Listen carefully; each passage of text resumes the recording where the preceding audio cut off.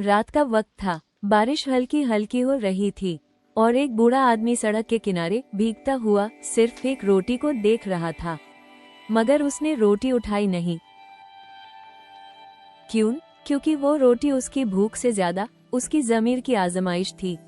ये कहानी सिर्फ एक रोटी की नहीं, ये कहानी इंसानियत, सब्र और माँ बाप की दुआओं की है।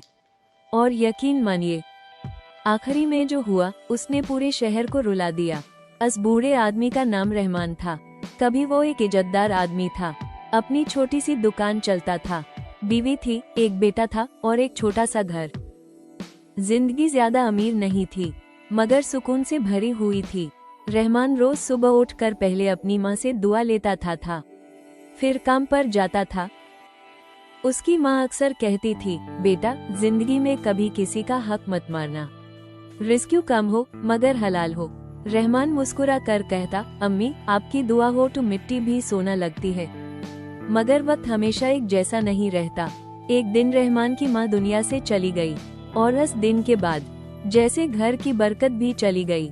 दुकान में नुकसान शुरू हो गया, कर्ज बढ़ता गया, बीवी बीमार रहने लगी। और फिर एक दिन उसका बेटा आरिफ उससे कहने लगा, अब्बू, आपने जिंदगी भर क्या कमा लिया? ना पैसा, ना बड़ा घर, बस नसीहतें। ये अल्फाज तीर की तरह रहमान के दिल में उतर गए। उसने सिर्फ इतना कहा, बेटा, पैसा हर कोई कमा लेता है, लेकिन इज्जत और दुआ हर किसी को नहीं मिलती। मगर आरिफ हंस पड़ा, दुआ से बिल नहीं भरते अब्बू। उस रात रहमान बहुत रोया, चुपचाप, ताकि किसी को उसकी टूटने की आवाज न सुनाई दे।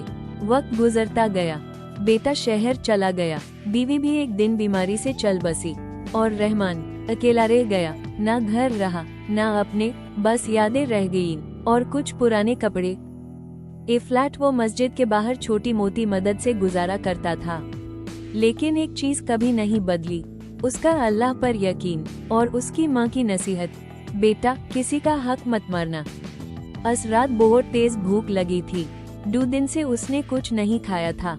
बारिश में भीगते हुए जब वो एक होटल के बाहर से गुजरा तो उसने देखा, जमीन पर एक गरम रोटी पड़ी थी, साथ ही किसी का पस भी गिरा हुआ था। रहमान रुक गया, उसका पेट चिल्लाया, रोटी उठा लो, मगर उसकी रूह बोली, ये तुम्हारा नहीं है। उसने पस खोला, अंदर पैसे थे, काफी पैसे। एक पाल के लिए उसका दिल लर्जा। इतने पैसों से कई दिन का खाना आ सकता था, मगर फिर उससे अपनी माँ याद आई। रिज़्क कम हो मगर हलाल हो। रहमान ने पर्स बैंड किया और होटल के अंदर चला गया। भाई, ये पर्स बाहर गिरा था। काउंटर पर खड़ा आदमी हैरान रह गया। उसने फौरन अपनी जेब चेक की, वो पर्स उसी का था।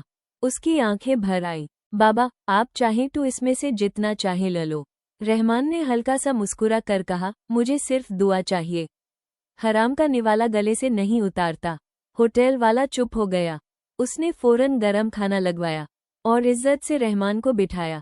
मगर असली कहानी अब शुरू हुई थी।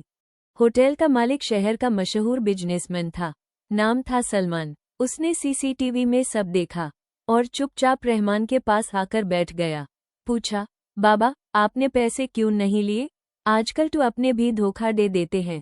रहमान ने आंसुओं भरी मुस्कुराहट के साथ कहा, बेटा, गरीबी इंसान को चोर नहीं बनाती, बुरी नीयत बनाती है। सलमान का सर झुक गया, क्योंकि उसने अपने ही बाप को ओल्ड एज होम भेजे दिया था, सिर्फ इसलिए क्योंकि उनकी बातें उस पुरानी लगती थी। उस रात सलमान घर नहीं गया, सीधा ओल्ड एज होम गया।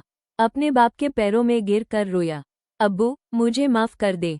बूढ़े बाप ने सिर्फ इतना कहा, बेटा, बाप नाराज हो सकता है, बददुआ नहीं देता। और दोनों रो पड़े। अगले दिन सलमान ने रहमान को ढूंढा, मगर वो नहीं मिला। बस मस्जिद के बाहर एक कागज पड़ा था, उस पर लिखा था, जब तक माँ बाप जिंदा हों, उनकी कदर कर लो, क्योंकि उनके जाने के बाद उनकी दाद भी दुआ लगती है। नीचे सिर्फ एक लफ्ज लिखा था, रहमान। उस दिन के बाद सलमान ने अपने होटल के बाहर एक बोर्ड लगवाया, यहाँ भूखे को खाना मुफ्त मिलेगा। अगर आपको हमारा आज का कंटेंट पसंद आया हो तो चैनल को लाइक करें, शेयर करें और सब्सक्राइब करना ना भूले। अल्लाह हाफिज।